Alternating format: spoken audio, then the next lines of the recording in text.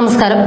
മുഖ്യമന്ത്രിയുടെ നവകേരള സദസ് ബസിന് കരിങ്കൊടി കാട്ടാൻ കാത്തുനിന്നവരെ രക്ഷിച്ചെടുക്കുവാൻ CPM ഇറക്കിയത് നൂറുകണക്കിന് പേരെയാണ്.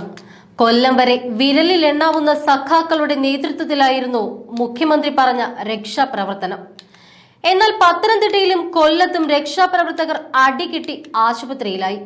അതുകൊണ്ട് തന്നെ തിരുവനന്തപുരം ജില്ലയിലേക്ക് കടന്ന ദിവസം തന്നെ ആരും രക്ഷാപ്രവർത്തനത്തിന് റോഡിലേക്ക് എത്തിയില്ല.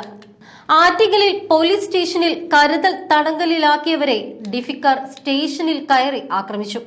ചില നേതാക്കളുടെ വീട്ടിലേക്കും കല്ലേറ് നടത്തി. എന്നാൽ തിരുവനന്തപുരത്ത് കാട്ടാക്കടയിൽ നവകേരള ബസ് എത്തിയപ്പോൾ CPMന്റെ രീതി മാറ്റി. നൂറുകണക്കിന് പേരെ മഞ്ഞ ബനിയനിട്ട് രക്ഷാപ്രവർത്തനത്തിന് ഇറക്കി. മുഖ്യമന്ത്രിയെ കരിങ്കൊടി കാട്ടിയ യൂത്ത് കോൺഗ്രസുകാർ ആദ്യം ആക്രമിക്കാനെത്തിയവരെ നേരിട്ടു. എന്നാൽ മലവെള്ളം പാഞ്ഞു വരുന്നത് പോലെ രക്ഷാപ്രവർത്തകർ പാഞ്ഞെടുത്തു. കാര്യം മനസ്സിലായ യൂത്ത് കോൺഗ്രസുകാർ അടിനിർത്തി ഓടി. ചിലരെ ഈ ആൾക്കൂട്ടം പൊതിരെ തല്ലി. പോലീസും വെറുതെ വിട്ടില്ല. അങ്ങനെ നവകേരള സദസ് തീരാൻ ഒരു ദിവസം മാത്രം ബാക്കി നിൽക്കെ രക്ഷാപ്രവർത്തനത്തിൽ CPM വിജയം നേടി. മന്ത്രി ശിവൻകുട്ടിയുടെ വാക്കുകൾ സഖാക്കൾക്ക് ആവേശമായതിന്റെ തെളിവ് കൂടിയാണ് ഈ സംഭവം. കാട്ടാക്കടയിൽ നവകേരള ബസ് കടന്നു പോകുന്നതിനിടെയാണ് സംഘർഷമുണ്ടായത്. മുഖ്യമന്ത്രിയുടെ വാഹനത്തിന് മുന്നിലേക്ക് ചാടിയാണ് യൂത്ത് കോൺഗ്രസ് പ്രവർത്തകർ പ്രതിഷേധിച്ചത്. കടകളിൽ ഒളിച്ചിരുന്ന 25ഓളം വരുന്ന യൂത്ത് കോൺഗ്രസ് പ്രവർത്തകർ നവകേരള ബസ് എത്തിയപ്പോൾ വാഹനത്തിന് മുന്നിലേക്ക് ചാടി. പിന്നാലെയാണ് രക്ഷാപ്രവർത്തകർ എത്തിയത്. പോലീസും DYFI പ്രവർത്തകരും പ്രതിഷേധക്കാരെ മർദ്ദിച്ചു. സുരക്ഷാ ഉദ്യോഗസ്ഥരും പ്രതിഷേധം ചെറുക്കാനായി ശ്രമിച്ചു. കാട്ടാക്കട മണ്ഡലത്തിൽ നിന്ന് അരുവിക്കരയിലേക്ക് പോകുകയായിരുന്നു മുഖ്യമന്ത്രി. നവകേരള സദസ് അവസാന ഘട്ടത്തിലെത്തുമ്പോൾ തലസ്ഥാനത്ത് വ്യാപകമായ സംഘർഷമാണ് അരങ്ങേറുന്നത്.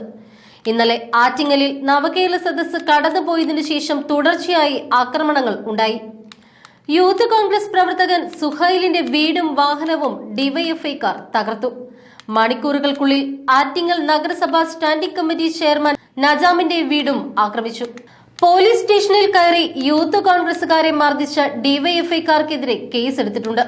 തിരുവനന്തപുരം ജില്ലയിൽ നിന്നുള്ള CPM മന്ത്രി V ശിവൻകുട്ടിയാണ് പ്രതിപക്ഷ നേതാവ് VD സതീശനെതിരെ വിമർശനവുമായി രംഗത്തെത്തിയത്. സതീശൻ തരത്തിൽ പോയി കളിക്കണമെന്നായിരുന്നു വിദ്യാഭ്യാസ മന്ത്രി കൂടിയായ V ശിവൻകുട്ടിയുടെ വാക്കുകൾ. മുഖ്യമന്ത്രിയെ വെല്ലുവിളിക്കാൻ തക്ക പൊക്കമൊന്നും സതീശനില്ല. ജനങ്ങൾക്കിടയിൽ പ്രവർത്തിച്ചുയർന്നു വന്ന നേതാവാണ് മുഖ്യമന്ത്രി. ജനങ്ങളുടെ അവകാശങ്ങൾ നേടിയെടുക്കാനും സംരക്ഷിക്കാനും VD സതീശൻ നേതൃത്വം വഹിച്ച ഒരു പോരാട്ടം എടുത്തു പറയാനാകുമോ? ചിറയൻകീഴ് മണ്ഡലത്തിൽ നവകേരള സദസ്സിൽ സംസാരിക്കവേ ശിവൻകുട്ടിയുടെ ചോദ്യം ഇതായിരുന്നു. ഇനിയും വെല്ലുവിളിക്കാൻ തന്നെയാണ് സതീശന്റെ ഭാവമെങ്കിൽ അതേ നാണയത്തിൽ വെല്ലുവിളി ഏറ്റെടുക്കേണ്ട സാഹചര്യമുണ്ടാകും.